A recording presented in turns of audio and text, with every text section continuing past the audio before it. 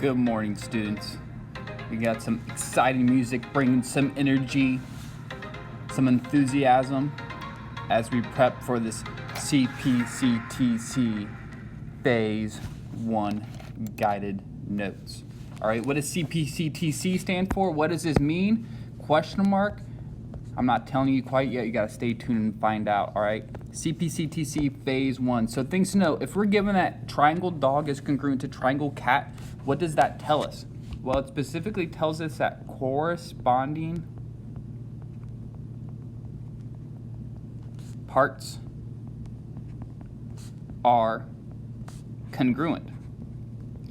All right, so just to emphasize things, let's look at, I'm not even looking at the triangles quite yet. Let's just look at this congruency statement. Remember how powerful it is. D and C are both first, so I know that those angles must be congruent. What's next? O and A. Angle O is congruent to angle A. And lastly, G and T. All right, so I know all the corresponding angles are congruent. I also know all corresponding sides are congruent. So DO and CA. So on and so forth. So let's just write this out. OG, AT, and then lastly, DG. All right, so I know 6 pieces of information. I know that all angles are congruent, there's 3 of them, and all sides are congruent, there's 3 of them. All right, so let's go ahead and have a little fun and mark this on my triangles.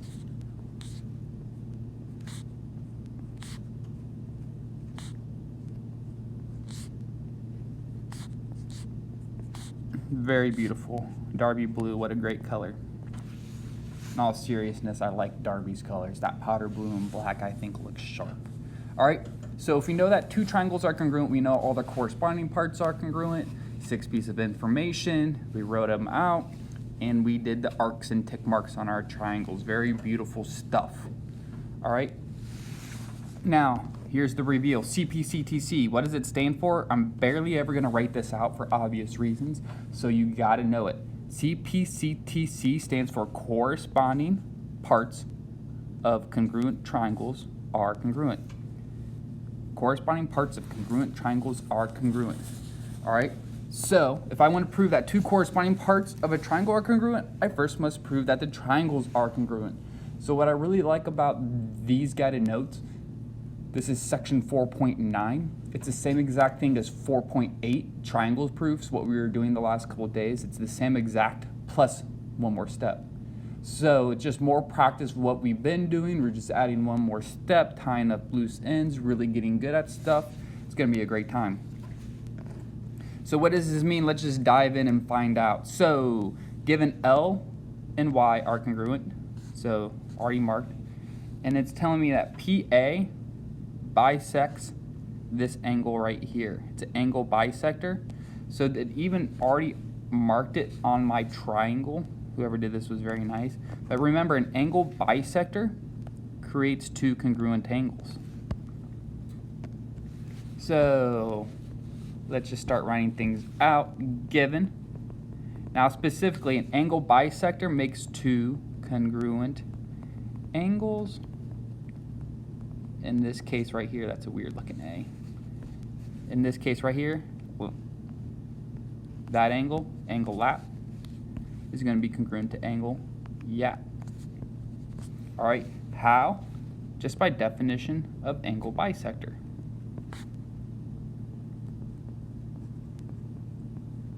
Cool beans. All right, now something we have to be good. 1 million out of 1 million times is this shared side right here. PA, I know that's congruent to itself. Side PA is congruent to side PA. And we have this fancy word for it, not called reflection property. Don't be that student that calls this reflection. It's reflexive property. All right. Now, a lot of cool things are happening. What do I mean by that? I have an angle. I have an angle. I have a side. Notice how this side is non-included. Don't forget what non-included means. not between congruent angles. I did a little shorthand there. All right, so this one's angle, angle, side, not angle, side, angle. It's angle, angle, side. Remember, these combinations of letters are very purposeful. All right, so basically everything we've done now, this is stuff we've already done. All right, this was just like the previous guided notes. Now there's a bonus step. Now I can pick off anything that I haven't said is congruent. Since these two triangles are congruent, I know that any corresponding parts of these triangles are congruent. Specifically, I can say, well, PL and PY, these are corresponding parts, so these are congruent as well. Why? CPCTC, corresponding parts of congruent triangles are congruent. That's it. That's the bonus step. That's the punchline of the day. All right? So basically, this stuff's going to be very familiar, and then we're just doing what's next. So let's just cruise right along, all right? Given I is the midpoint of ST and I is the midpoint of RH. So since this is a midpoint, I'm going to just start putting tick marks there, there, and OMG. Let me not get too excited. Let me just do a little bit at a time. Given, all right? And remember, buzzwords. We have the midpoint.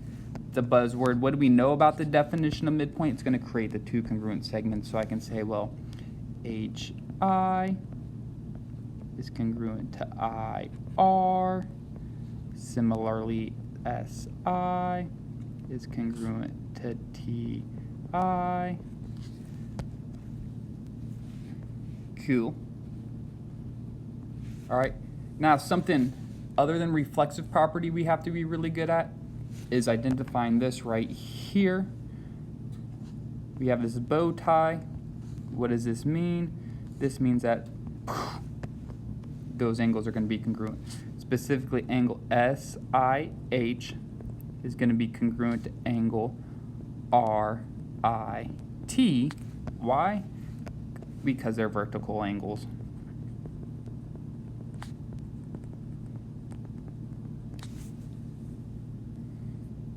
Okay, then next, I have enough information to say that these two triangles are congruent. Why? I have a side included angle and a side, so I have SAS. So I can say triangle SIH is congruent to triangle TIR by SAS. And then this is the punchline. Since I know that these two triangles are congruent, I know that any of their corresponding parts are congruent as well. In this particular case, I can say S and T are also congruent. Why? Corresponding parts of congruent triangles are congruent. CPCTC. All right, that's it for this video.